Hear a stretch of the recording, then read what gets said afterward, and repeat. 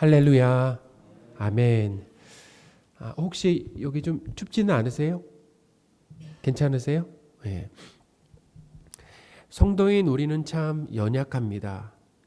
신앙생활을 하면 할수록 그것을 더욱 절실하게 느낍니다. 어떤 면에서 연약합니까? 하나님에 대한 그 믿음이 작아서 자주 염려와 걱정 가운데 살아갑니다.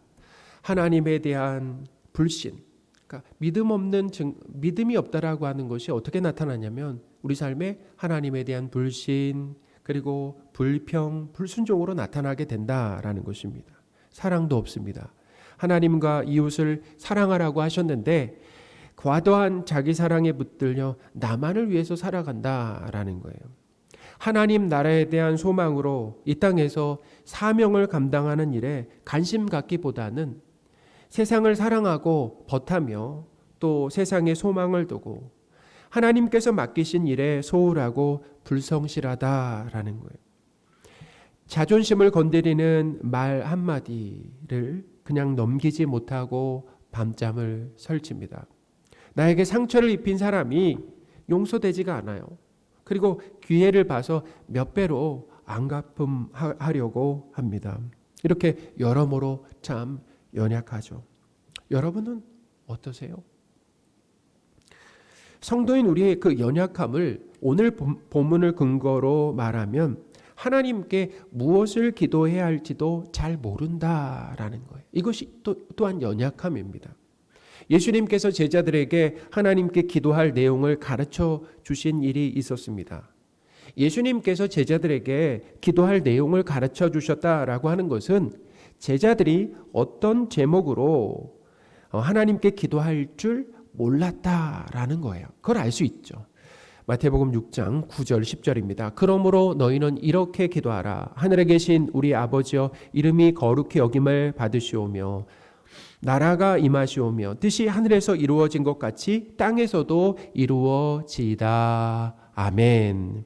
예수님은 제자들에게 너희는 이렇게 기도하라 라고 구체적으로 기도 내용을 가르쳐 주셨습니다. 안타까운 것은 예수님께서 기도할 내용을 가르쳐 주셨지만 정작 우리는 내가 원하고 바라는 것을 중심으로 기도한다라는 거예요. 한번 우리 기도 생활을 보세요. 우리 기도 내용을 한번 보세요.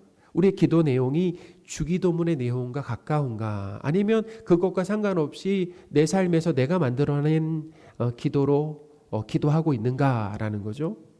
오늘 본문에서 성령 하나님께서는 이런 우리의 연약함을 다 아시고 친히 간구하신다라고 하셨습니다. 26절입니다. 이와 같이 성령도 우리의 연약함을 도우시나니 우리는 마땅히 기도할 바를 알지 못하나 오직 성령이 말할 수 없는 탄식으로 우리를 위하여 친히 간구하시느니라. 아멘. 우리는 마땅히 기도할 바를 알지 못하는 그 연약함이 있다라는 것. 연약하죠.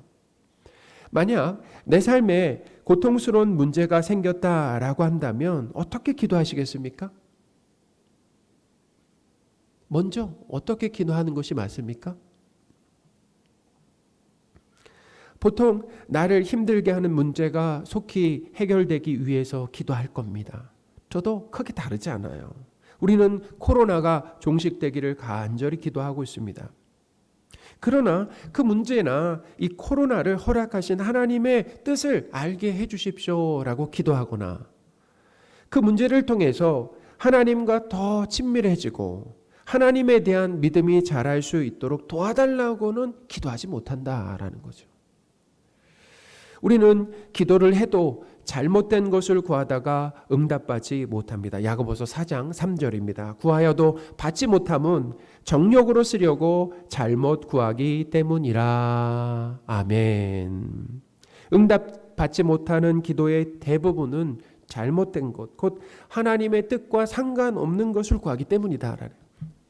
사랑하는 여러분, 기도 응답은 얼마나 오랜 시간 기도하며 정성을 쏟느냐보다는 하나님의 뜻에 맞느냐가 더 중요하다라는 것입니다. 요한일서 5장 14절입니다.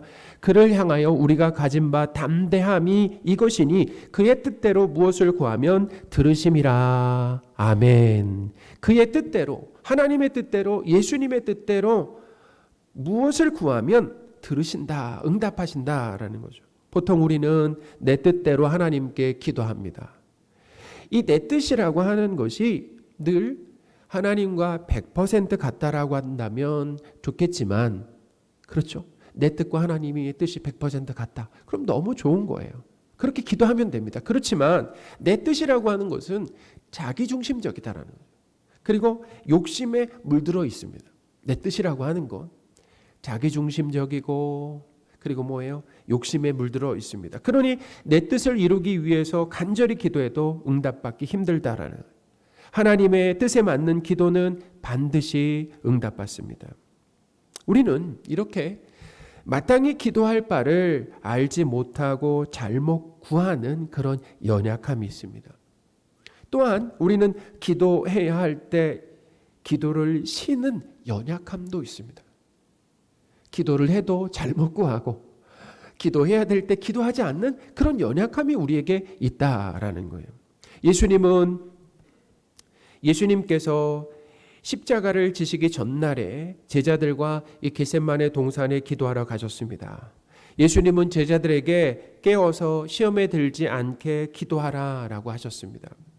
예수님께서 이렇게 신신당부하셨는데도 제자들은 뭐 했다고 기록되어 있습니까? 잠자고 있었다라는 거예요. 누가복음 22장 45절 46절입니다.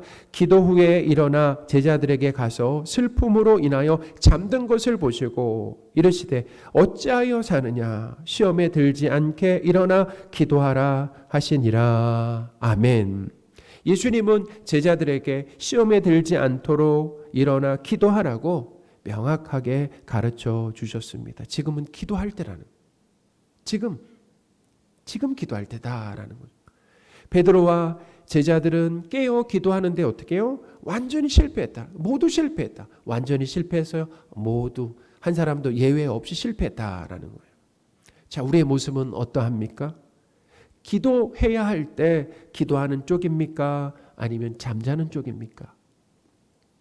우리도 기도해야 할 때 기도하지 못하고 잠들어 있었던 제자들의 모습과 비슷하다라는 거예요. 마침 내일부터 수요일까지 11조 새벽 예배가 있습니다. 하나님은 우리가 기도하기를 원하십니다. 할렐루야. 기도하기를 원하신다. 그래서 적어도 한 달에 한 번씩은 기도하라고 일깨워 주시는 거예요. 적어도 한 번 이상. 뭐 하라고요? 기도하라라고 일깨워 주시는 것입니다.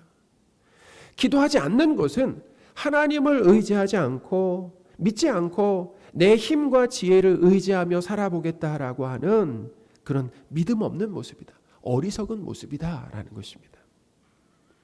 여러분, 하나님의 능력과 지혜로 사는 것과 내 능력과 지혜로 사는 것은 차원이 다른 삶이다라는. 마치 산이 있는데 산을 옮기는 데 있어서 숟가락을 사용하는 거하고 포크레인을 사용하는 거하고, 자, 여러분 어떤 걸 사용하시겠습니까? 숟가락? 아니면 포크레인? 그러니까 기도하지 않고 사는 것은 포크레인으로 옮길 수 있는데 포크를 사용하는 것과 비슷하다라는 거예요. 기도해야 할 때 기도하시기 바랍니다. 기도해야 할 때 기도하라라는 거죠. 자, 그런데 오늘 본문에 성령 하나님께서 무엇을 기도해야 할지 모르고 잘못 기도하고 또 기도해야 할 때 기도하지 못하는 그 연약한 우리를 위하여 친히 기도하신다라고 하는 것이 큰 위로와 힘이 된다라는 것입니다. 큰 위로와 힘이 된다는 거예요. 성도 안에 사시는 성령 하나님은 우리의 연약함을 잘 알고 계십니다. 우리보다 더 잘 알고 계신다라는 거예요. 우리의 연약함, 우리보다 성령 하나님께서 더 잘 알고 계신다라는 거예요. 성령 하나님은 하나님의 뜻에 따라 성도인 우리를 위해서 친히 기도하신다라는 거예요. 27절입니다. 마음을 살피시는 이가 성령의 생각을 아시나니 이는 성령이 하나님의 뜻대로 성도를 위하여 간구하심이니라. 아멘. 성령 하나님께서 성도인 우리를 위해 기도하신다라는 것과 그리고 그 유익이 무엇인지 어떻게 보면 확실하게 와닿지 않으실 수 있습니다. 여쭤볼게요. 성령 하나님께서 우리를 위해 지금 친히 기도하신다. 기도하시잖아요. 그럼 기도하신 것에 대한 결과가 있어야 되잖아요. 기도하시고 기도하신 것에 대한 그 유익이 이렇게 와 닿으십니까? 예수님께서 제자들을 위해 기도하셨던 것을 예를 들어 한번 설명을 해드리겠습니다. 예수님도 제자들을 위해서 제자들의 그 연약함을 위해서 뭐예요? 그것을 아시고 그들을 위해 친히 기도해 주셨습니다. 제자들과 겟세마네 동산에 가시기 직전에 있었던 일입니다. 가시기 직전에 어떤 일이 있었냐면 예수님은 베드로에게 두 가지를 말씀하셨어요. 첫 번째는 사탄이 베드로를 유혹할 수 있도록 허락해달라라고 요구했다라고 하는 것과 또한 예수님께서 이 베드로의 믿음이 떨어지지 않도록 기도하셨다라고 하는 것을 베드로에게 이야기해 주셨습니다. 예수님은 베드로의 믿음이 꺾이지 않도록 떨어지지 않도록 뭐예요? 미리 기도하셨다라는 거예요. 누가복음 22장 31절 32절입니다. 시몬아 시몬아 보라 사탄이 너를 밀가부르 하려고 요구하였으나 그러나 내가 너를 위하여 내 믿음이 떨어지지 않기를 기도하였노니 너는 돌이킨 후에 내 형제를 굳게 하라. 아멘. 예수님은 베드로를 위해서 꼭 필요한 기도를 해 주셨습니다. 여기서 우리는 이런 의문이 들 수 있습니다.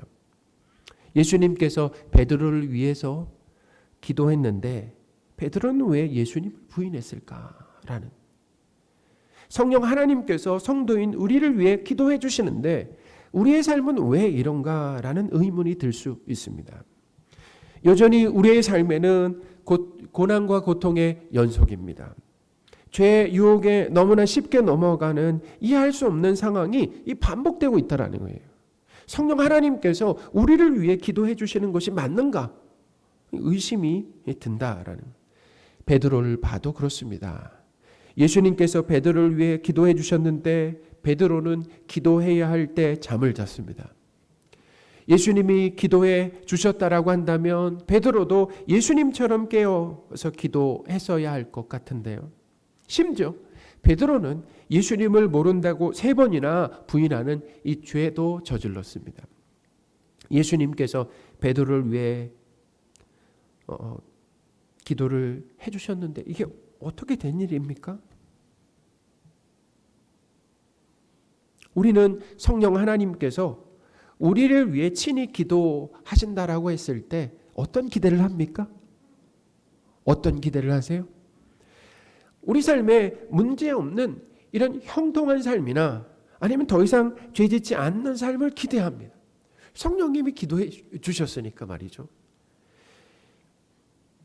예수님이 베드로와 제자들을 위해 기도해 주셨지만 제자들의 삶에는 여러 문제가 질비했습니다. 예수님과 함께 갈릴리 호수를 건너다가 죽음의 공포를 느낄 만한 그런 광풍을 만나기도 했고 베드로는 예수님을 따라 열심히 사역했지만 베드로의 장모는 열병으로 앓아 눕기도 했습니다. 자, 이런 상황을 어떻게 이해하고 받아들여야 합니까? 우선 예수님께서 베드로를 위해 기도한 이 내용을 우리가 보면 베드로의 삶에 시험과 문제가 전혀 없기를 위해서 기도하신 것이 아니다라는 것입니다. 예수님은 그렇게 기도하지 않으셨어요. 예수님께서 베드로를 위해 기도하신 내용을 이렇게 면밀히 살펴보면 베드로가 예수님을 부인하지 않는 것이 아니다라는 거예요. 베드로가 예수님을 부인하는 것이 반드시 일어날 것을 전제하고 있습니다. 오히려 베드로가 예수님을 부인한다라는 걸 예수님은 알고 계셨어요. 그리고 그것을 전제하고 있어요. 예수님께서 베드로를 위해 기도하신 것은 그 내용은 뭐냐면 베드로가 예수님을 부인하더라도 뭐 하는 것입니까? 믿음이 떨어지지 않는 거예요. 그건 뭐예요? 믿음을 버리지 않는 것입니다. 할렐루야. 또한 믿음을 회복한 후에 베드로가 성도들의 믿음을 굳게 세워주는 것이 바로 예수님의 기도 내용이었다라는 것입니다. 누가복음 22장 32절을 다시 한번 읽어드리겠습니다. 그러나 내가 너를 위하여 내 믿음이 떨어지지 않기를 기도하였노니 너는 돌이킨 후에, 그러니까 이미 베드로가 예수님을 부인할 것을 알고 계셨던 거죠. 돌이킨 후에 내 형제를 굳게 하라. 아멘. 베드로가 예수님을 부인하는 죄를 지어도 그것으로 인해 베드로가 신앙을 버리는 일은 일어나지 않았습니다. 오히려 베드로가 예수님을 부인한 이 죄의 경험은 베드로에게 긍정적으로 작용했어요. 약재료가 되어서 형제들의 믿음을 굳게 세워주는 사람이 된 것입니다. 그러니까 크게 넘어진 베드로는 그 교만이 확 꺾이게 되었다. 베드로의 뭐가 꺾이게 됐다고요? 교만이 확 꺾이게 되었다. 그것뿐만 아닙니다. 어떤 사람이 약재료가 되어서 이제는 형제들의 믿음을 굳게 세워주는 사람이 되었다. 그러니까 상처 입은 치유자라고 표현하는 것이 좋을 것 같습니다. 상처 입은 치유자다라는 거예요. 상처를 입고 치유되면 다른 사람의 상처를 치유해 주게 됩니다. 심리 상담사 중에는 마음의 상처를 입고 상담 공부를 하다가 치유받고 상담사가 된 사람들이 참 많습니다. 상처를 입으면 부정적으로 상처를 주기도 하지만 긍정적으로 보면 다른 사람의 상처와 아픔을 볼 수 있는 그런 시각이 생기는, 공감 능력이 생기는 거죠. 제가 제 동료 가운데 사역을 하다가 정말 훌륭한 동료예요. 제가 존경하는 동료입니다. 제가 그 부목사 사역을 할 때 그 동료를 찾아갔어요. 그래서 형님인데 그 신방을 어떻게 해야 되냐라고 배웠습니다. 왜냐하면 부목사가 됐는데 신방을 어떻게 해야 될지 모르는데 부목사 사역을 어떻게 해야 되는지 일일이 다 배웠어요. 유초동부 사역을 할 때는 유초동부 사역을 어떻게 해야 되는지를 배웠어요. 그만큼 사역자로서 부러워할 만한 재능을 많이 가지고 있는데 사역을 하다가 마음의 병을 앓게 되었습니다. 그래서 정말 그러니까 우울증이죠. 우울증을 앓게 되었어요. 사역을 할 수 없는 그런 상황 가운데 이르는 거예요. 근데 제가 마침 우울증을 앓고 그 우울증을 잘 극복하고 목회를 훌륭하게 감당하고 계신 그 목사님에게 제 동료를 소개시켜 줬습니다. 그랬더니 그 목사님이 그 동료를 잘 돌봐주시는 거예요. 따뜻하게 말씀해 주시고 또 그 필요한 도움을 그렇게 주시는 걸 봤습니다. 그러니까 저는 그런 생각이에요. 우울증을 알아봤던 그 선배 목사님, 그 우울증을 잘 극복하고 나서는 우울증을 앓고 있는 그 후배 목회자에 대한 아픔을 아시는 거예요. 그리고 그 아픔을 알고 어떻게 해요? 그 후배를 전적으로 잘 도와서 그러니까 제 동료죠. 동료가 그 우울증을 잘 극복할 수 있도록 그 중요한 역할을 해주셨다라는 것입니다. 그러니 예수님께서 베드로에게 기도하라고 하셨는데 기도하지 않고 예수님을 부인한 그 경험으로 베드로는 자신의 그 연약함을 아주 뼈저리게 느끼게 되었다라는 것입니다. 그것으로 인하여서 나 자신은 믿고 의지할 만한 존재가 아니구나라는 것을 뼈저리게 느꼈다라는 거예요. 사랑하는 여러분, 자신의 연약함과 무능력을 깨닫는 것도 은혜입니다. 은혜라는 거예요. 왜요? 사람은 자신의 연약함과 무능력을 스스로 깨닫지 못한다는 것입니다. 자신의 연약함을 인정하는 사람이 어디로 가게 되어 있냐? 강하신 하나님을 의지하는 방향으로 가게 되어 있다는 것입니다. 하나님을 믿기 전에 하나님을 믿고 의지하기 전에 어떤 일이 일어나게 되냐면 나 자신은 믿을 만한 존재가 못 되는구나 라고 하는 것, 내 연약함과 무능력을 절실하게 깨닫게 되는 그런 기간들이 있게 된다라는 것입니다. 그 기간들이 어떤 상황으로부터 온 것입니까? 바로 기도하지 않고 그리고 죄를 지은 그 상황으로부터 그런 긍정적인 일들이 일어났다라는 거예요. 죄의 유혹에 크게 넘어진 사람은 사탄의 시험에 넘어지는 성도들에 대한 정죄가 아니라 이해가 생기게 된다는 거예요. 어떻게 그럴 수 있을까라는, 그렇게 하지 않아요. 그렇게 하기보다는 그럴 수도 있지, 나도 그런데 뭐라고 하게 됩니다. 어떻게 저렇게 사람이 이기적이고 자기만 아느냐라고 하기보다는 그럴 수도 있지, 나도 그런데 뭐라고 합니다. 그러니 성도의 삶에 있는 가난, 부함, 질병, 건강, 외로움, 기쁨, 우울함, 관계 문제, 죄 등도 결국에는 하나님의 뜻과 선을 이루는 약재료로 사용되게 된다라는 것입니다. 할렐루야. 로마서 8장 28절입니다. 우리가 알거니와 하나님을 사랑하는 자 곧 그 뜻대로 부르심을 입은 자들에게는 모든 것이 합력하여 선을 이루느니라. 아멘. 성도의 삶에 일어나는 기쁜 일이나 슬픈 일, 행복이나 불행, 순종이나 불순종, 감사와 불평등, 모든 일은 합력하여서 결국 악이 아니라 선을 이루게 된다. 하나님의 뜻이 이루어진다라는 것입니다. 우리는 성도의 삶이 결국 하나님 보실 때 선으로 마무리될 것을 이제 알게 된다라는 것입니다. 아, 그렇게 되겠구나라는 거죠. 결국 하나님의 자녀다운 온전한 모습으로 만들어지는 데 있어서, 우리가 하나님의 자녀다운 모습으로 온전하게 만들어지는 데 있어서 긍정적이고 부정적인 모든 일이 약재료로 사용된다라는 것입니다. 요리에 소금과 설탕 둘 다 들어가야 뭐예요? 맛이 나는 것과 비슷합니다. 소금으로만 음식의 맛을 낼 수가 없어요. 설탕으로만 음식의 맛을 낼 수가 없습니다. 둘 다 들어가야 한다라는. 우리는 인생을 통으로 전체로 보지 못합니다. 단편적으로 보면서 눈앞에 그 현실 앞에 일희일비한다라는 거예요. 우리 삶의 슬픈 일이나 고통스러운 일은 되도록 적게 발생하고 피해가면 좋겠다라고 하는 생각은 누구나 합니다. 저도 마찬가지다라는 거예요. 우리 눈앞의 현실이 슬플 수 있어도 지금 고통스러운 현실과 우리 죄로 인한 결과가 선을 만드는데, 자, 뭐를 만드는데요? 선을 만들고 하나님의 뜻을 이루는데, 그것이 무엇입니까? 성도인 우리가 하나님의 자녀로 온전해지는데, 하나님의 자녀로 온전해지는데 약재료로 쓰인다라고 하는 것을 믿으시기 바랍니다.